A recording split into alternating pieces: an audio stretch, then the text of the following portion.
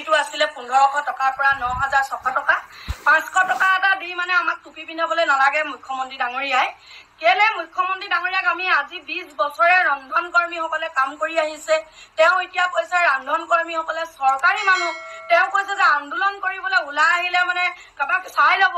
তেওঁ কৈছে যে ৰান্ধনীসকলৰ কিছুমানৰ চাকৰি যাব আন্দোলন কৰিবলৈ আহিলে, গতিকে আমাক ৰঙা চকু দি ভয় খুৱাব নালাগে। আপোনাক আমি আহ্বান জনাইছো মুখ্যমন্ত্ৰী ডাঙৰীয়া, আপোনাৰ মাজত এবাৰ আমাৰ যুঁজ হ'ব। কেলে আমি 500 টকা আশা কৰা নাছিলো, আমাক কমচে কম 4000 টকা দিয়ক। আমাক 4000 নিদিয়ে 3000 দিয়ক। আমাক 9000 টকা দিব নালাগে, আপুনি আমাক 4000 টকা দিয়ক। ইমান ভাল ভাল আঁচনি ওলাইছে, কোটি কোটি টকা আপুনি আঁচনি উলিয়াইছে, কিন্তু ৰন্ধন কৰ্মীসকলক আপুনি কি কৰিছে 500 টকা দি মানে কণা হাঁহক পতান দিব বিচাৰিছে। গতিকে আমি কণা হাঁহ মুখ্যমন্ত্ৰী আমাক পতান দিছে 500 টকা দি, গতিকে তেনেকুৱা 500 টকা আমাক নালাগে। আপুনি আমাৰ সেই 500 টকাটো উভতাই নিয়ক। আপুনি 500 টকাটো কি কৰিছে, কেবিনেটত বাজেটত আপুনি সেই 500 টকা দিবলৈ উত্থাপন কৰিছে। আপুনি হয়তো পাহৰি গ'ল, আজি 4 বছৰ আগত যেতিয়া মাননীয় প্ৰাক্তন মুখ্যমন্ত্ৰী আপোনাৰ সৰ্বানন্দ দিনত আপুনি কি কৰিছিলে, কেবিনেটত উত্থাপন নকৰাকৈ ৰন্ধন কৰ্মীসকলৰ 500 টকা আপুনি বঢ়াই দিছিলে। আপুনি কৈছিলে যে NGO কোনো কাৰণতে নাহে। আমি NGO কথাটো বাদেই দিছো, কিন্তু আপুনি 500 টকা দি ৰান্ধনীৰ মাজত কিয় লাজ দিছে? আমি কি 500 টকীয়া মানুহ নেকি? আপুনি বাহিৰৰ ৰাজ্যত চাব 12,000 পায়, কেৰালা নিচিনা জেগাত। গোটেই লিষ্টখন আমাৰ হাতত আছে, বাহিৰৰ ৰাজ্যত কিমান কোনে পায়। আমি দিল্লীৰ এজন MP লগত আমি আলোচনা কৰোঁতে আমি গোটেই লিষ্টখন উলিয়াই আনিছো। গতিকে আপোনাক মুখ্যমন্ত্ৰী ডাঙৰীয়া এতিয়াও সময় আছে, আমাক কমচে কম 4000 টকা এটা কৰি দিয়ক। আপুনি 2022 চনৰ 25 মাৰ্চত যিখন আমাৰ আলোচনা প্ৰথমবাৰৰ কাৰণে শিক্ষামন্ত্ৰীয়ে লৈছিলে, তাত আমাক স্পষ্ট কৰি অৰ্ডাৰ এটা উলিয়াই দিছিলে যে ৰন্ধন কৰ্মীসকলে অৰুণোদয় পাব। আপুনি তাতো আমাক অৰুণোদয় নিদিলে, আপুনি চৰকাৰী মানুহ বুলি কৈছে। আপুনিতো অৰুণোদয়টো দিব পাৰিলেহেঁতেন। 500 টকা দি আমাৰ নিজকে লাজ লাগিছে। গতিকে তেনেকুৱা 500 টকা আমাক নালাগে, এতিয়াও সময় আছে। আপুনি আমাক নাই কমো 1500ৰ পৰা 3000 বা 5000 টকা এটা কৰি দিয়ক, আৰু নহ'লে আমাৰ কিন্তু আপোনাৰ লগত এবাৰ প্ৰত্যাহ্বান হ'ব। আমি ভাবিছিলো আন্দোলন নকৰো, কিন্তু আপুনি আমাক মাতি আনিছে আন্দোলন কৰিবলৈ। আমি পাহৰি গৈছিলো যে আমি আন্দোলন নকৰো বুলি ভাবিছিলো। সেইদিনা যিটো আমাক আলোচনাত 19 তাৰিখে শিক্ষামন্ত্ৰীয়ে মাতি নি যিখন আলোচনা হৈছিলে, আমি ভাবিছিলো আন্দোলন নকৰো, কিন্তু এতিয়া আন্দোলন কৰিবলৈ আপুনি বাধ্য কৰিছে। আমাক 500 টকা নালাগে। আমাৰ ৰন্ধন কৰ্মীসকলৰ স্থিতি সলনি নহয়। এতিয়া খুব সোনকালে অসমৰ আই মাতৃসকলক 1 লাখ ৰন্ধন কৰ্মীক ওলাই আহিবলৈ কৈছো। মুখ্যমন্ত্ৰী ৰঙা চকু আমি ভয় নাখাওঁ। মুখ্যমন্ত্ৰীয়ে কি কৰিব? মোক গুলিয়াই দিব। মুখ্যমন্ত্ৰীয়ে কি কৰিব? আমাক এৰেষ্ট কৰিব। এজনী ৰান্ধনীক মাৰিব, এজনী ৰান্ধনীক এৰি দিব, এজনী ৰান্ধনীক চাকৰিৰ পৰা উলিয়াই দিব। কিন্তু হাজাৰ হাজাৰ ৰন্ধন কৰ্মীয়ে যেতিয়া প্ৰতিবাদ কৰিব, তেতিয়া আপুনি কি কৰিব? আপুনি আজি অখিল গগৈক এৰেষ্ট কৰক।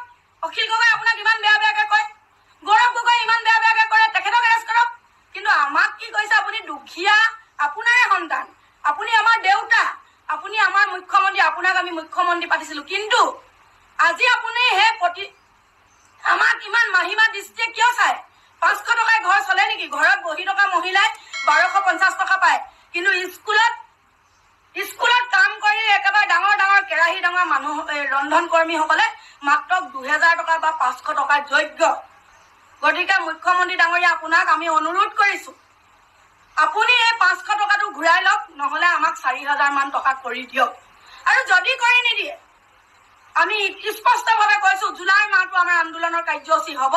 জুলাই মাহটো আমি আন্দোলনৰ নামত আমি ঘোষণা কৰিছো।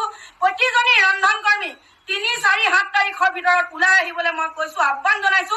সকলো দল সংগঠনক ওলাই আহিবলৈ আহ্বান জনাইছো।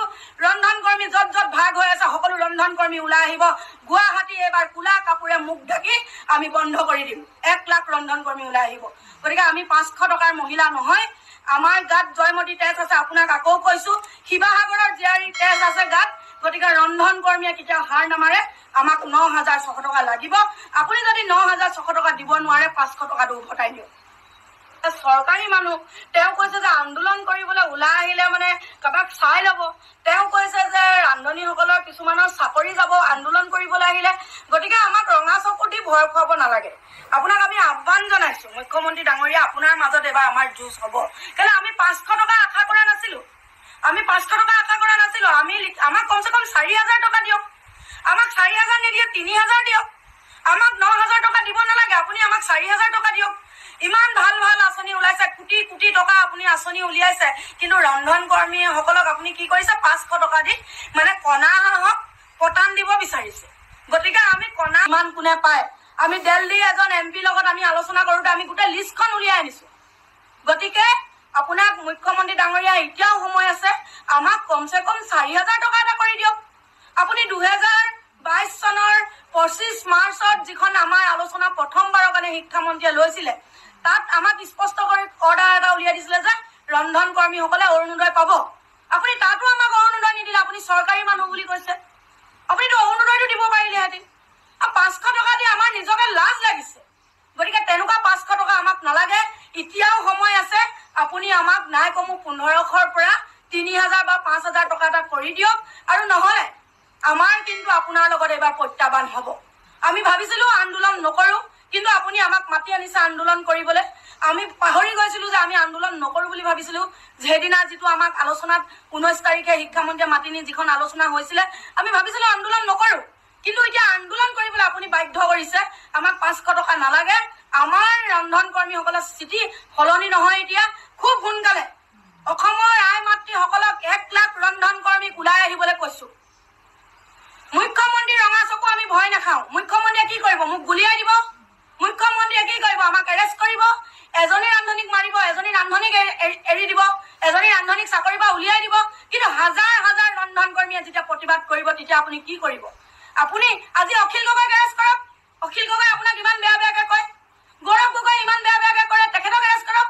কিন্তু আমাক কি কৈছে? আপুনি দুখীয়া, আপোনাৰে সন্তান, আপুনি আমাৰ দেউতা, আপুনি আমাৰ মুখ্যমন্ত্ৰী, আপোনাক আমি মুখ্যমন্ত্ৰী পাতিছিলো। কিন্তু আজি আপুনি আমাক ইমান মাহিমা দৃষ্টিয়ে কিয় চায়? 500 টকাই ঘৰ চলে নেকি? ঘৰত বহি থকা মহিলাই 1250 টকা পায়, কিন্তু স্কুলত কাম কৰি একেবাৰে ডাঙৰ ডাঙৰ কেৰাহী ডাঙৰ মানুহ ৰন্ধন কৰ্মীসকলে মাত্ৰ 2,000 টকা বা 500 টকাৰ যোগ্য। গতিকে মুখ্যমন্ত্ৰী ডাঙৰীয়া আপোনাক আমি অনুৰোধ কৰিছো, আপুনি এই 500 টকাটো ঘূৰাই লওক, নহলে আমাক 4,000 মান টকা কৰি দিয়ক। আৰু যদি কৰি নিদিয়ে, আমি স্পষ্টভাৱে কৈছো জুলাই মাহটো আমাৰ আন্দোলনৰ কাৰ্যসূচী হ'ব। জুলাই মাহটো আমি আন্দোলনৰ নামত আমি ঘোষণা কৰিছো। প্ৰতিজনী ৰন্ধন কৰ্মী 3, 4, 7 তাৰিখৰ ভিতৰত ওলাই আহিবলৈ মই কৈছো, আহ্বান জনাইছো। সকলো দল সংগঠনক ওলাই আহিবলৈ আহ্বান জনাইছো। ৰন্ধন কৰ্মী য'ত য'ত ভাগ হৈ আছে সকলো ৰন্ধন কৰ্মী ওলাই আহিব। গুৱাহাটী এইবাৰ কোলা কাপোৰে মুখ ঢাকি আমি বন্ধ কৰি দিম। 1 লাখ ৰন্ধন কৰ্মী ওলাই আহিব। গতিকে আমি 500 টকাৰ মহিলা নহয়, আমাৰ গাত জয়মতী তেজ আছে। আপোনাক আকৌ কৈছো, শিৱসাগৰৰ জীয়াৰী তেজ আছে গাত। গতিকে ৰন্ধন কৰ্মীয়ে কেতিয়াও হাৰ নামাৰে। আমাক 9,600 টকা লাগিব। আপুনি যদি 9,600 টকা দিব নোৱাৰে, 500 টকাটো উভতাই দিয়ক। চৰকাৰী মানুহ, তেওঁ কৈছে যে আন্দোলন কৰিবলৈ ওলাই আহিলে মানে কাৰোবাক চাই ল'ব। তেওঁ কৈছে যে ৰান্ধনীসকলৰ কিছুমানৰ চাকৰি যাব আন্দোলন কৰিবলৈ আহিলে। গতিকে আমাক ৰঙা চকু দি ভয় খুৱাব নালাগে। আপোনাক আমি আহ্বান জনাইছো, মুখ্যমন্ত্ৰী ডাঙৰীয়া, আপোনাৰ মাজত এবাৰ আমাৰ যুঁজ হ'ব। কেলে আমি 500 টকা আশা কৰা নাছিলো। আমাক কমচে কম 4,000 টকা দিয়ক। আমাক 4,000 নিদিয়ে 3,000 দিয়ক। আমাক 9,000 টকা দিব নালাগে, আপুনি আমাক 4,000 টকা দিয়ক। ইমান ভাল ভাল আঁচনি ওলাইছে, কোটি কোটি টকা আপুনি আঁচনি উলিয়াইছে, কিন্তু ৰন্ধন কৰ্মীসকলক আপুনি কি কৰিছে 500 টকা দি মানে কণা হাঁহক পতান দিব বিচাৰিছে। গতিকে আমি কণা